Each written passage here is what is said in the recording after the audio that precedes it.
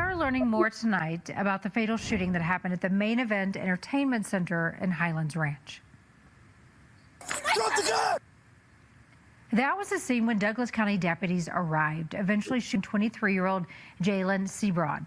They say he did not respond to commands, and they say the video shows that. This was all after a shooting occurred inside the popular venue on February 8th. 7 people now facing charges after a fight started in the bathroom there. As that crowd left the building, that's when officers responded. Your reporter Kelly Worthman joins us live from where the chaotic scene played out. And Kelly, the family has been asking for the release of this video for weeks. And now the video that we have for the Douglas County deputies' body cam, as well as the dash cam and security footage from this building, it really gives us a better picture of what happened that night in February. But the Douglas County Sheriff, as well as the family of the man who was in this parking lot, well, they have very differing takes on what those videos reveal. Dash cam video released by the Douglas County Sheriff shows the hurried response to reports of a shooting at Main Event in Highlands Ranch. And the deputy's body camera captures him armed with a long rifle as he approaches 23-year-old Jalin Seabron, who's holding a gun. Hey! Drop the gun! What happens next, says the Dougco sheriff in a video released by the agency, was a split-second life-or-death decision when Jalin didn't drop the gun and the deputy shot him multiple times. They acted courageously to protect the public. There were shots fired. People were leaving. But Jalin's family's attorney says that's false and says the pre-produced video released by the Dougco sheriff is a mischaracterization of what actually happened that February night. Doing stuff in slow-mo, leaving certain things out, having these voiceovers where they're adding argument and sort of color when you don't get the benefit of actually hearing what's going on, just doesn't do the facts justice. When looking and listening to the raw body cam and security footage he's posted online, Glover says it's easy to tell Jalin never pointed his gun at anyone, was trying to protect those in his car and leave like everyone else, and didn't know he was being approached by law enforcement. The officer doesn't identify, there's no siren. He just says, drop the weapon, and literally within, probably not even a second after he looks over his shoulder, he fires 9 shots out of an AR-style rifle. Glover says the deputy's failure to identify himself is a violation of Dougco's policies, and shooting the 23-year-old 9 times in the back is completely unjustified. You don't just roll up and shoot on sight if you see somebody with a weapon. Having a weapon is not illegal. Now, it is important to note that we've reached out to the Douglas County Sheriff to answer questions that we have about the release of this video, but they declined an interview, citing that there is an ongoing investigation.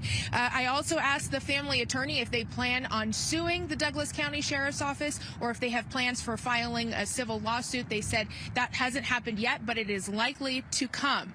Now, if you would like to see both versions of the videos that were released, we have a link for you to watch them both at cbscolorado.com. Reporting live in Highlands Ranch, I'm Kelly Worthman, covering Colorado First. Kelly, thank you. All right, peace and blessings, all praises to the Most High.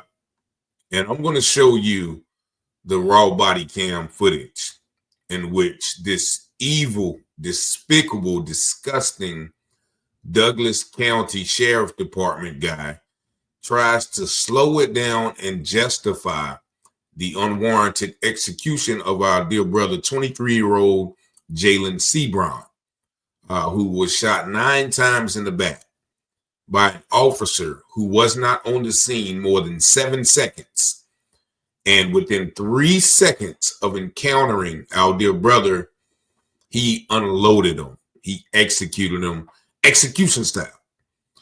This happened in Highlands Ranch, Colorado, on February the 8th at a club. And at this club, apparently a woman who had previously been robbed and set up by somebody saw those people in the club. There was a fight that ensued and gunshots let out inside the club. And as you see from the video, and you will see that people were leaving the club as well as Mr. Seabron. And Mr. Seabron had his weapon out, as probably anyone would do in that situation, walking around the car, attempting to get in the car. And despite what these evil people are going to narrate In the video you're about to see, there was no threat to officers.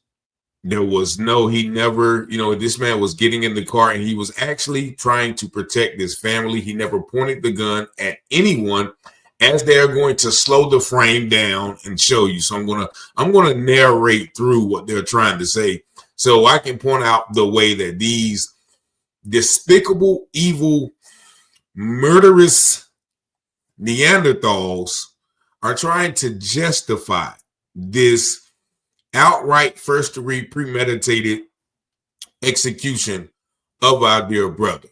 Here is the video released from the Highland County Sheriff Office, in which they try to paint this narrative of a officer acting courageously to prevent further tragedies from happening.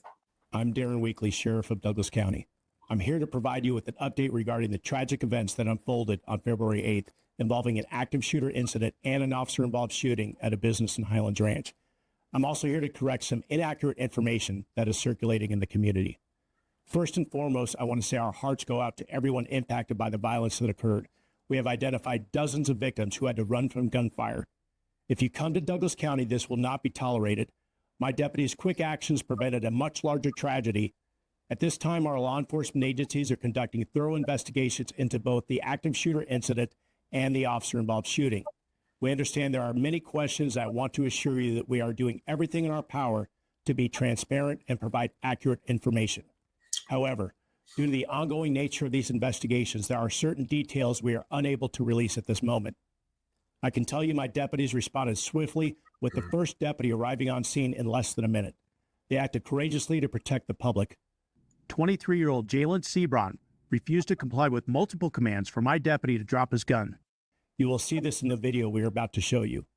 A word of caution: the following video contains footage of an officer-involved shooting that ultimately resulted in the suspect. Your discretion is strongly advised. Before it starts, you hear already the suspect's death. He wasn't a suspect in anything, but let's continue. Hey, baby line, did you get it? Across the street! The address of your emergency. Hi, yes, I'm at Main Event Entertainment in Highlands Ranch. We just heard gunshots from inside the building. We just heard gunshots from the building. Everybody's running. Okay, do you know how many people are involved? We're not sure. We just heard a lot of gunshots, and now people are exiting the building. How many gunshots did you hear?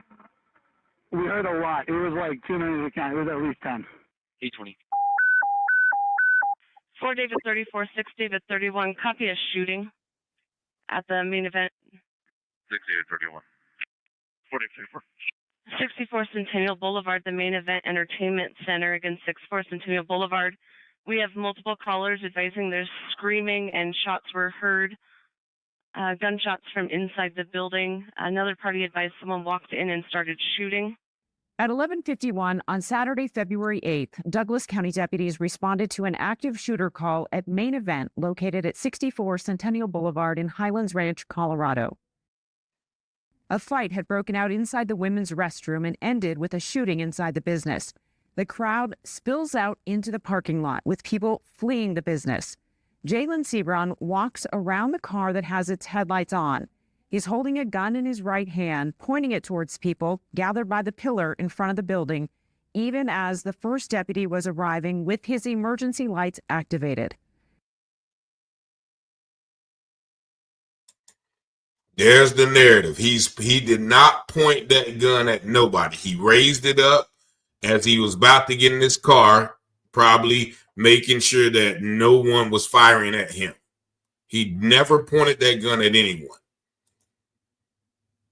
Seabron then turns toward the deputy, which you can see by his hat turning in that direction. And you see how they slow the frame down right now? They catch him right at the act where, he lifts the gun and put it back down. Now, you see how they frame the narrative saying that he's pointing a gun? This is evil by these people. In accordance with state law, a peace officer is justified in You see how they stop it right there, too. using deadly physical force if the suspect poses an immediate threat of or serious bodily injury to the peace officer or another person.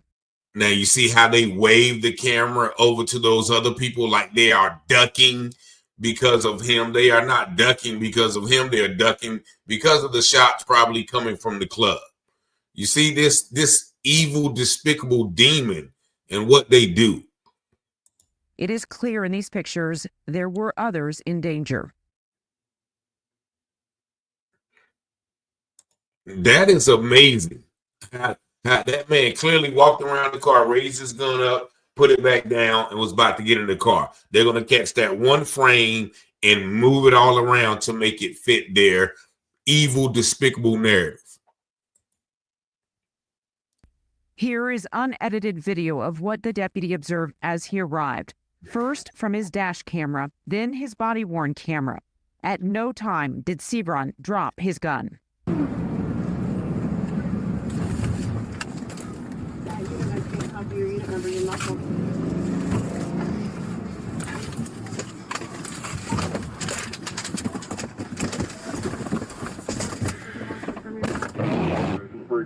I'll be around 2-3.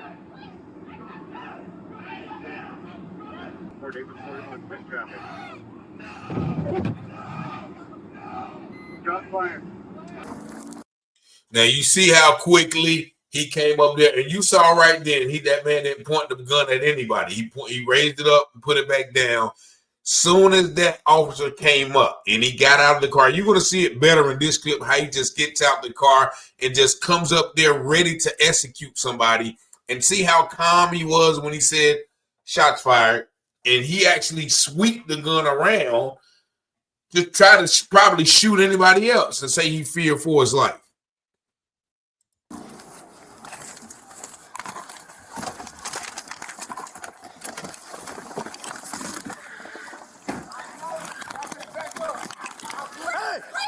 Drop the gun! Drop the gun now! Drop it!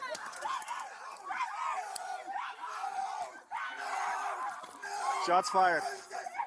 The first deputy on scene encountered him in the parking lot and observed he was armed with a handgun.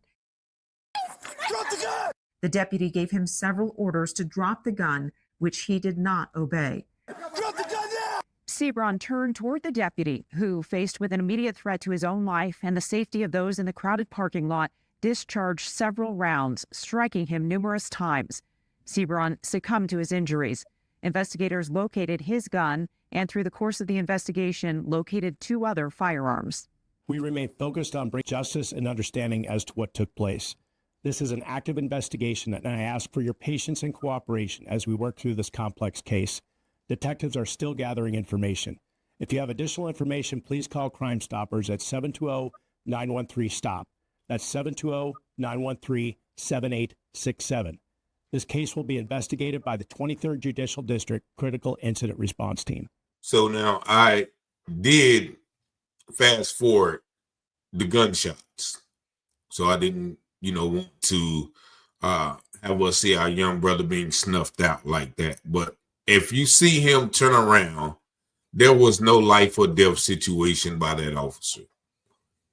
That officer talking about he had to think quick and acted courageously. No, he acted cowardly and executed a man who didn't know he was the police, who didn't even have time to drop the gun. He clearly turned around and looked at this person and then was the victim of 9 shots. And furthermore, when did having a gun become a crime? When did having a gun make you a suspect? Is there not a Second Amendment right to bear arms? But one thing is common with all of these, as you see during that narrative that they put out, they clearly highlighted Jalin Seabron's gun, and they put it up on the screen very closely. Jalin Seabron is allowed to have a gun.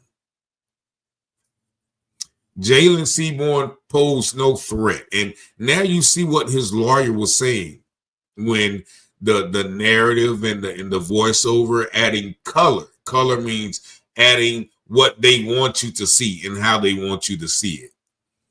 That young man was not a threat. He was getting in his car, and he was trying to make sure, just like the police was, that he get home safely. And for that evil narrator to suggest that Jalin Seabron was a threat to anybody is just unbelievable. And so this happened February the 8th. As you heard in the video, the family has just received this. This was just released, and, you know, they always hide behind the fact that there's an ongoing investigation. And so rest in peace to the young brother. And this is a picture of him, Jalin Seabron. Maybe that is at college graduation or high school graduation. But you notice another thing, they did not bring up a whole lot of records, or he was convicted of this, or he did that. None of that was given. And so I certainly feel like the lawyer, in which, you know, this is an outright attempt to once again criminalize a victim. He is the real victim. You heard the officer say, well, there were numerous victims on this night who had to run from gunfire. Further trying to say, okay, well, it was Jalin's fault that people had to run from gunfire. You know, he was a victim as well. He was the major victim, and he was the victim of a cowardly police officer who came out there with the intent to do what he did. Y'all let me know what y'all think in the comments. 919-587-7782. Peace and blessings.